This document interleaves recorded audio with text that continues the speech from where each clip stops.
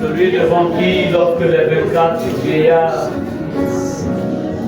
se tiennent dans sa présence, la Bible déclare qu'ils jettent leur couronne, s'inclinent devant lui et réalisent que lui seul dans l'univers tout entier est saint. Il est saint.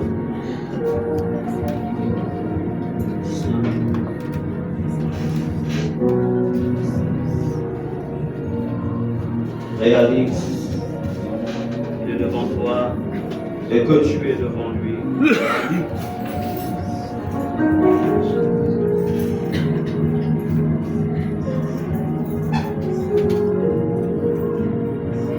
Il a dit que son royaume ne vient pas de manière à frapper les regards. Mais cependant, on peut entendre, saisir qu'il est au milieu de nous.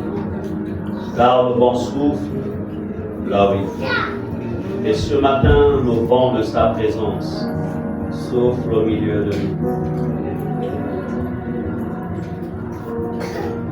Seigneur, ce matin, nous te bénissons parce que nous savons que toi seul est unique, toi seul est bon, toi seul est notre Dieu, toi seul nous a fait partir de nos maisons pour nous retrouver en ce lieu, pour un rendez-vous divin avec toi. Merci Seigneur pour les bonnes œuvres que tu as prévu accomplir ce matin au milieu de nous. À toi seul soit l'honneur et la gloire. Au nom de Jésus. Amen.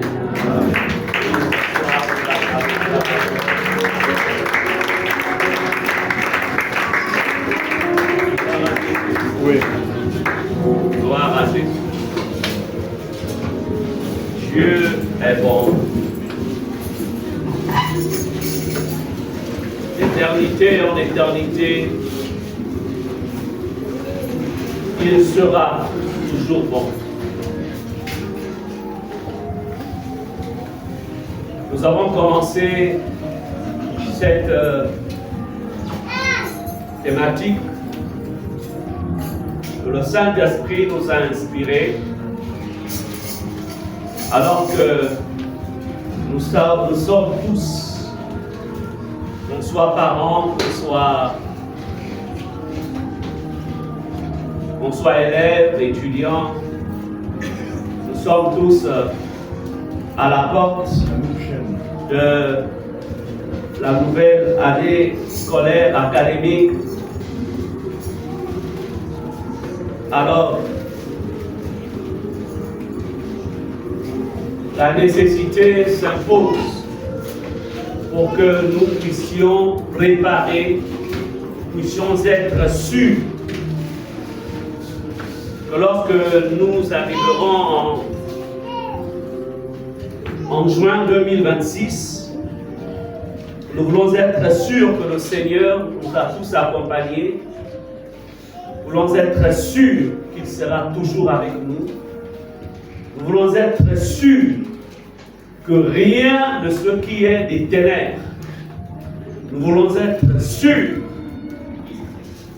que rien ne devra toucher non pas seulement nos vies, mais aussi la vie de nos enfants, la vie de nos parents. Nous voulons être sûrs que le bonheur et la grâce les accompagneront jusqu'à la fin de cette année académique. Amen. Amen. Nous voulons être sûrs. Sûrs. Mais voyez-vous, on ne peut pas être sûr si le Seigneur, si nous ne nous sommes pas alignés dans la même fréquence que le Saint-Esprit. Nous avons besoin de nous aligner. Amen. Amen. Alors, depuis lors, donc, nous travaillons sur la sécurisation de nos territoires. Pour ceux qui prennent ce programme en chemin, vous avez la possibilité d'aller dans notre chaîne YouTube, Rema Ephata, ou dans la chaîne Facebook, Rema Ephata. Et là-dedans, vous aurez en fait le contenu de ce qui a déjà été dit il y a 2-3 semaines de cela. Parce que ce vendredi, nous conclurons ces moments par des temps de veillée dans la présence de notre Seigneur. Amen. Donc, sécuriser, et je disais, on a défini le territoire comme, on a dit que ta profession, ton travail est un territoire. Tes études, c'est un territoire. Ta santé, c'est un territoire. Ta vie est un territoire. Tout ce qui t'est cher est un territoire. Nous avons vu que l'Éternel, lorsqu'il créa Adam, il le mit dans un jardin. Et il dit à Adam, cultive et garde. Conjonction de coordination. Donc, comme vous dites, tu ne dois pas seulement te limiter à cultiver, mais tu dois aussi sécuriser, garder. Généralement, nous passons plus de temps à cultiver. Nous passons plus de temps, en fait, à investir, à s'investir. Mais nous veillons peu et parfois même d'autres ne sécurisent pas. Et à un moment, l'ennemi, sachant que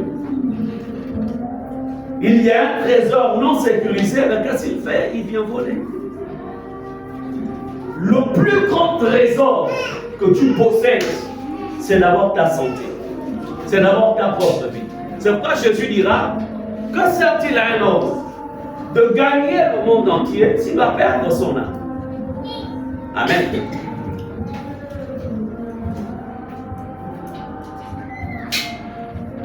Nous avons vu, je ne sais pas, je pense que vendredi, quand j'ai fait cas de certains points, bon, on n'a pas besoin de revenir sur ce qui a été dit vendredi. Nous allons tout simplement aller dans Luc chapitre 10, verset 30. Luc 10, verset 30. Alors, nous lisons ce qui suit dans Luc 10, verset 30. Il est écrit, donc pour mieux comprendre de quoi est-il question ici, c'est Jésus qui raconte l'histoire d'une personne qui, partant d'un lieu à un autre, sera en fait attaqué par des brigands. Alors, nous lisons Luc 10, verset 30. Jésus reprit la parole et dit: un homme descendait de Jérusalem à Jéricho. Il tomba au milieu des brigands et le dépouillèrent, le chargèrent de coups.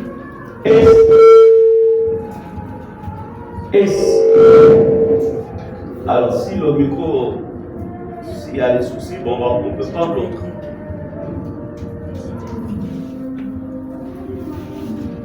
Et le chargeur de coups,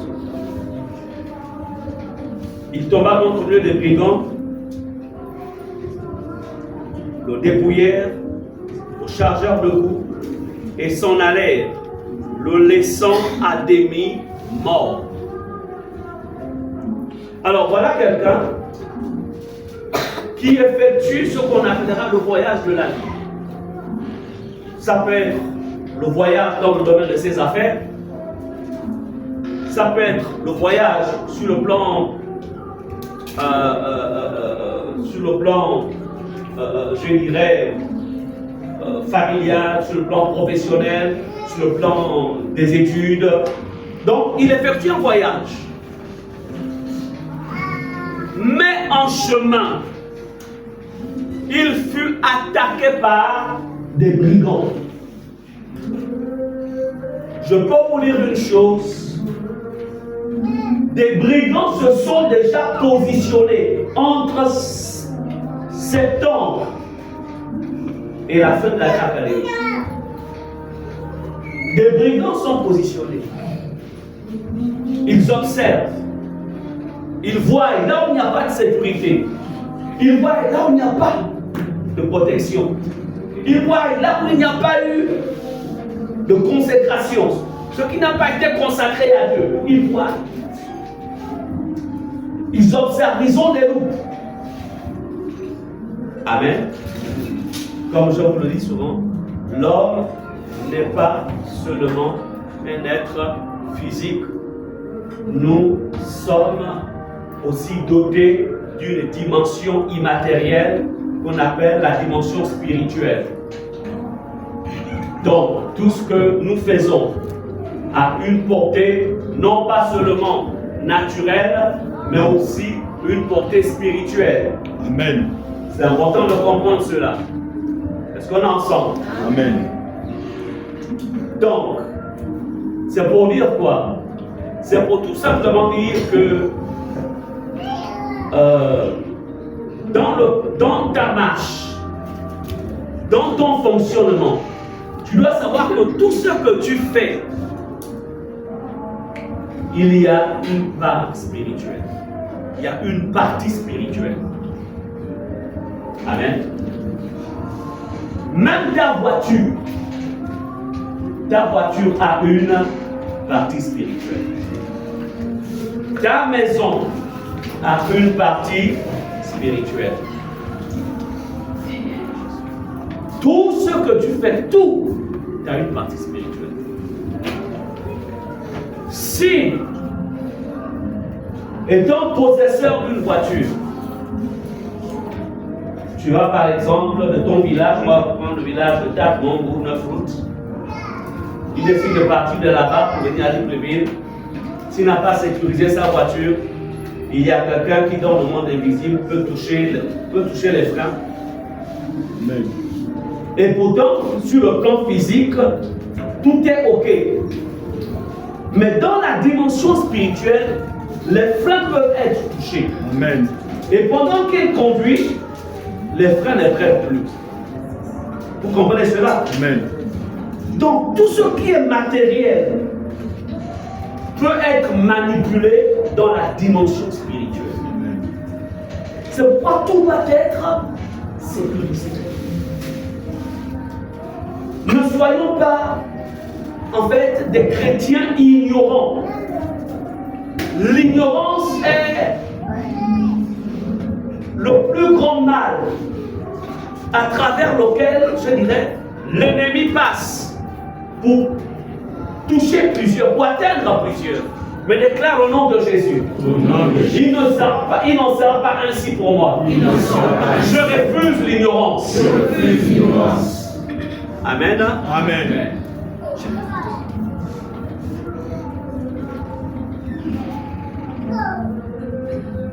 Donc nous voyons dans ce texte, donc de Luc 10:30,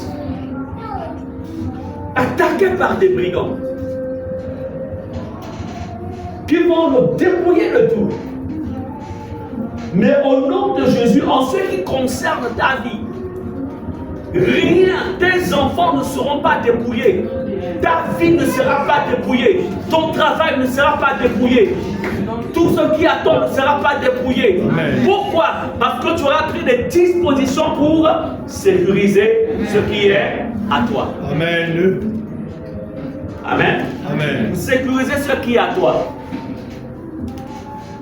Alors, j'ai l'impression que ce micro-ci a besoin d'être changé parce que à chaque fois, c'est toujours ça. Il faut en acheter un autre. Dès qu'il entend lire, manger.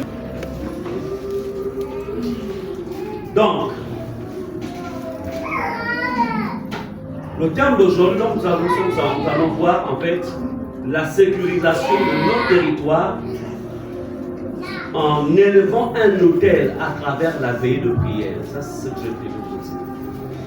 Parce que, donc, je répète, comment sécuriser son territoire en élevant un autel à travers la veillée de prière.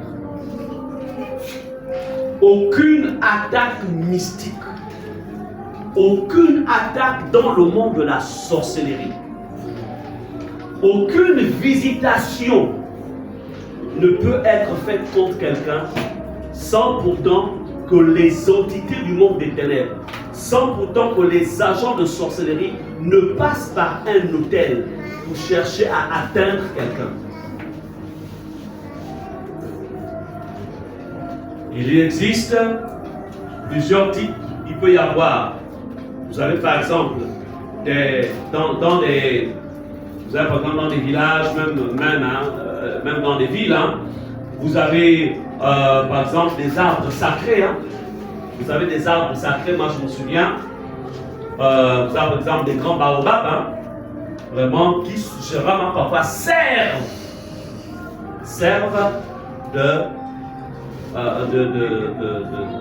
d'hôtel. J'ai enseigné sur les hôtels ici. Un hôtel est un dispositif spirituel conçu dans quel objectif? C'est le lieu de la rencontre entre le monde visible et le monde invisible. C'est-à-dire le lieu de la rencontre entre les sorciers et les démons. C'est là qu'ils se retrouvent. Et ensuite, un hôtel est toujours bâti sur la base du sang. Ça peut être le sang humain, ça peut être le sang des animaux, sur la base des sacrifices. Donc, c'est le lieu où ils se rencontrent.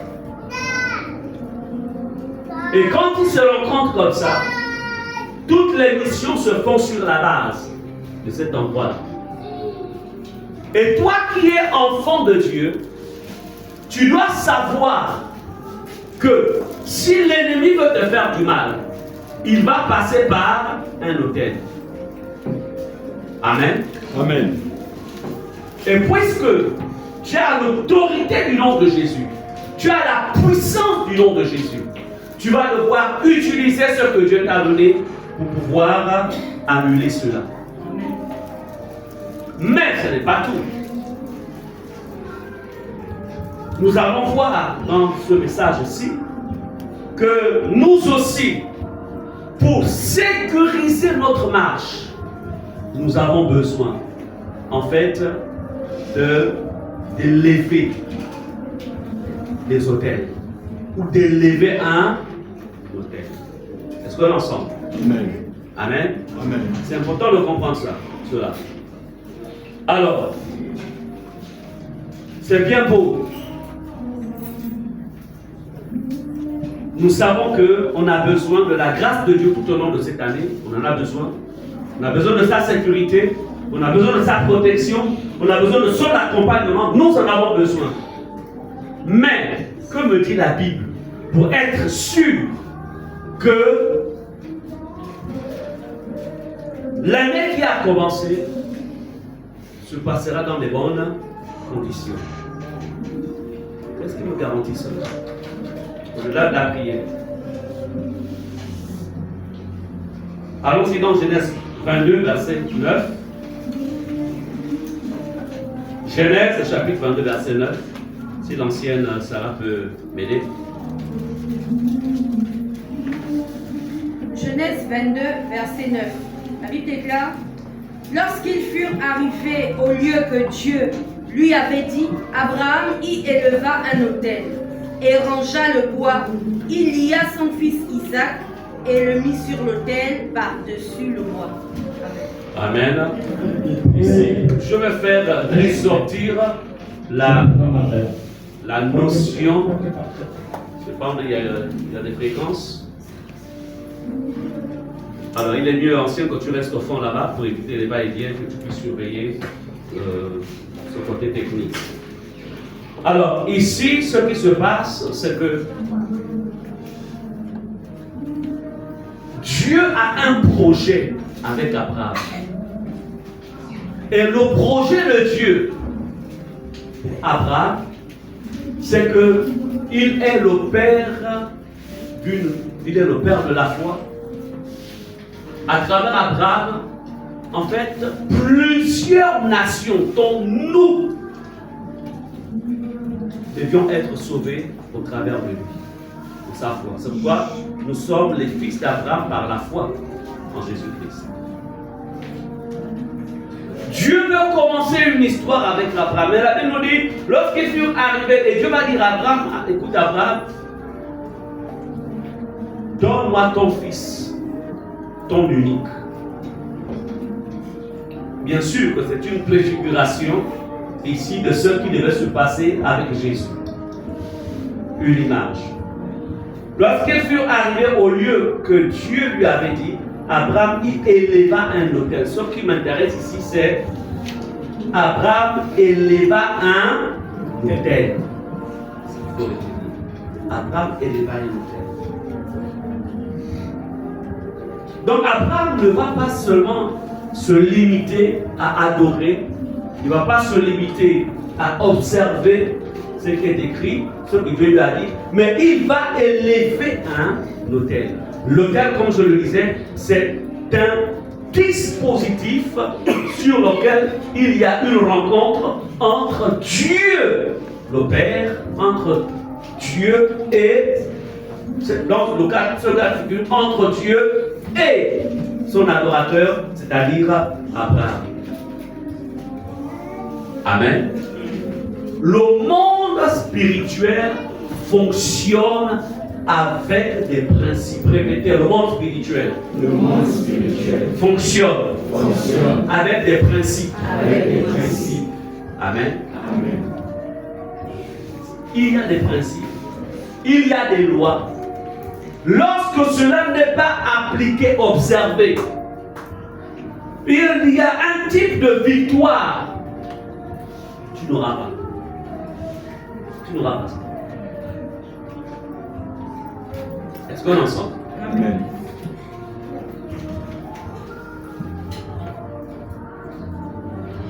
Je me souviens, je rends souvent ce témoignage ici, je le répète, je vais même écrire un livre. J'écris un livre. Responsable jeune. Je dois écrire le livre.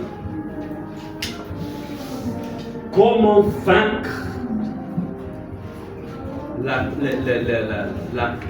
les attaques